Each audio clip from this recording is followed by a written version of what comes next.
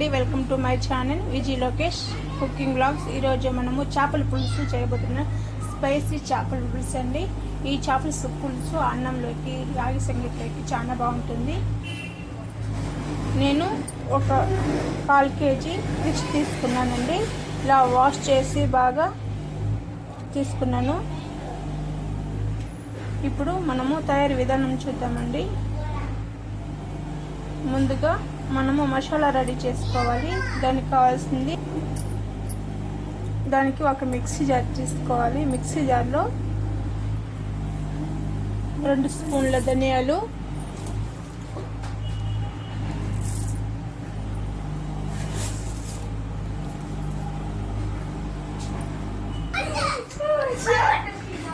2 స్పూన్ల జీలకర్ర,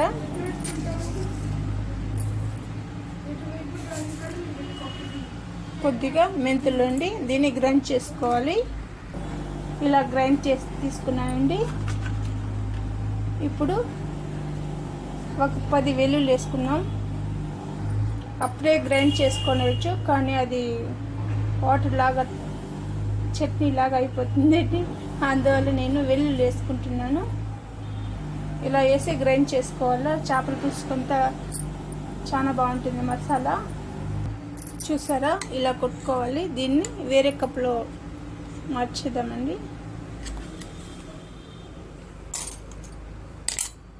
అదే మిక్సీ జార్లో మనము ఒక టమోటాని గ్రైండ్ చేసి తీసుకున్నాము.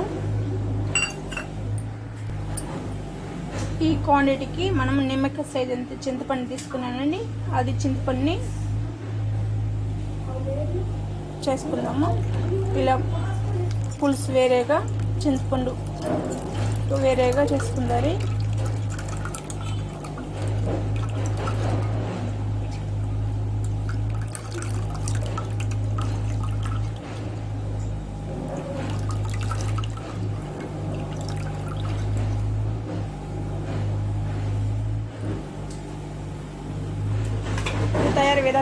తయారీ విధానం మనం స్టవ్ వెలిగించుకోవాలి. ఒక 4 స్పూన్ల ఆయిల్ వేసుకుందాం.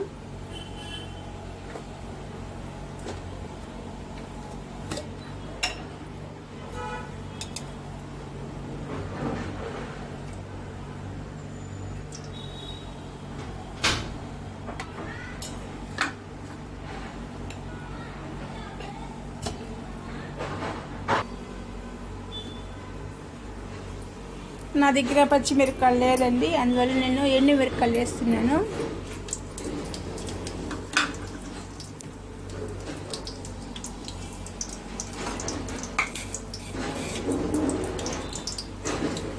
ఒక మీడియం సైజ్ ఆనియన్,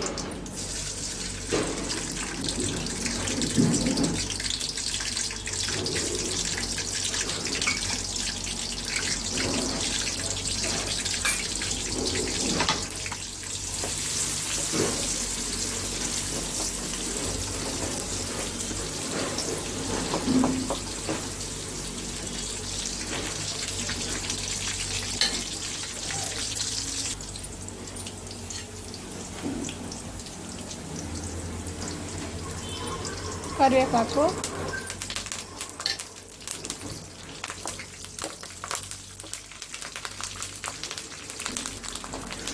ఇప్పుడు టమోటా గ్రైండ్ వేసుకున్నాము.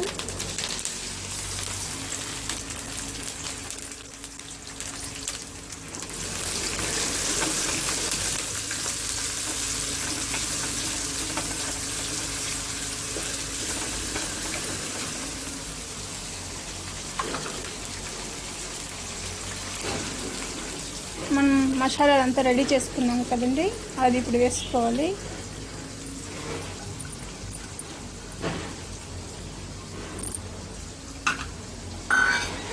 ఇలా బాగా కలుపుకోవాలి, అంతా కలిసేట్టుగా.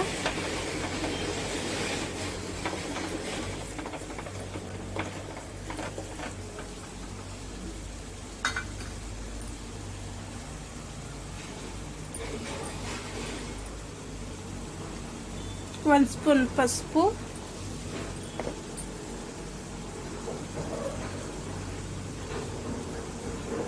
2 స్పూన్ల ధనియాల పౌడర్,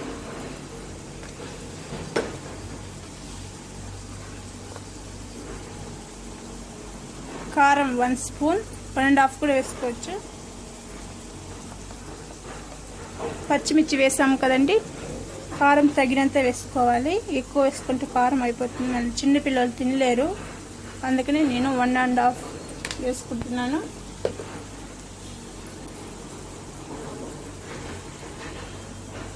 ఇప్పుడు 1 స్పూన్ సాల్టు.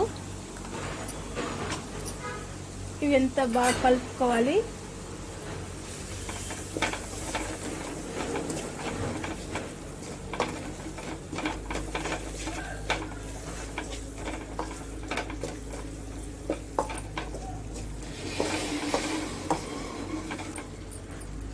ఈ ఆయిల్ ఎంత పైకి తేలేదాకా మనం వదిలేయాలండి.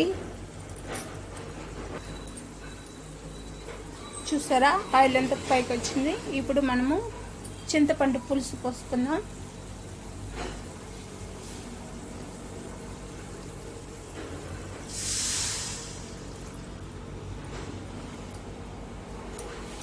అదే కప్పుతో 1 కప్పు వాటర్ అండి.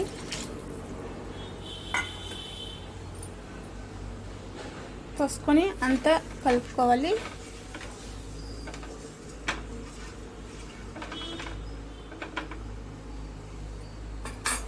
ఇది ఒక పొంగు రావాలి. పొంగు వచ్చిన తర్వాత మనం ఫిష్ వేసుకోవాలి. ఇప్పుడు మనము ఫిష్ వేసుకోవాలి.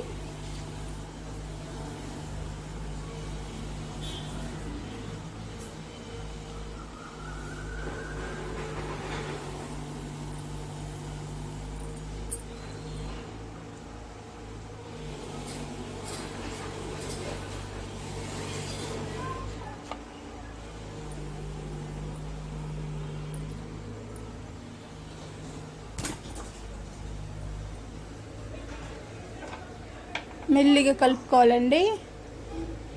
ఇవి ముక్కలుగా అయిపోతుంది, అందువల్ల మెల్లిగా కలుపుకోవాలి.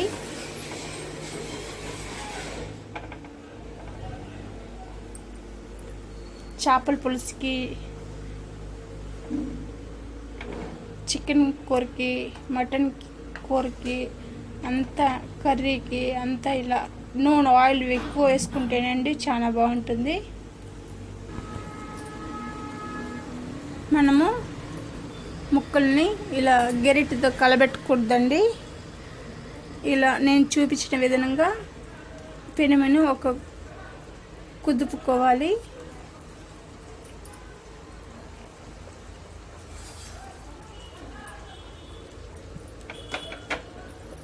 చూసారా ఇలా కుదుపుకోవాలి. మనము ముక్కల్ని గెరిటితో కలబెడితే ముక్కలు చిన్న పీసులుగా అయిపోతుంది. అందువల్ల ఇలా టచ్ చేసుకోవాలి. ఇలా 10 నిమిషాలు ఎక్కువసేపు ఉడికించకూడదండి.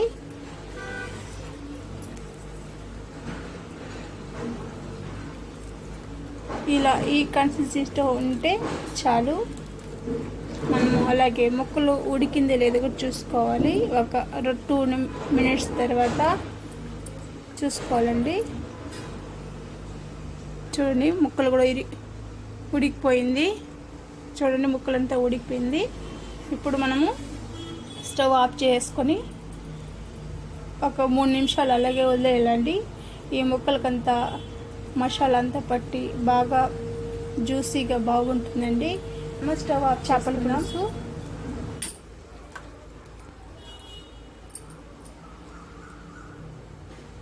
కొత్తిమీర వేసుకోవచ్చు, పుదీనా అయినా వేసుకోవచ్చు. నేను పుదీనా వేసుకుంటున్నాను. మీ దగ్గర కొత్తిమీర ఉంటే వేసుకోవచ్చు.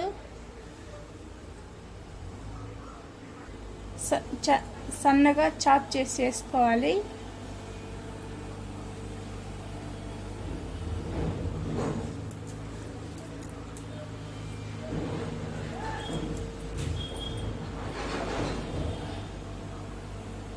ఇలా వేసుకుంటే స్మెల్ బాగా వస్తుంది.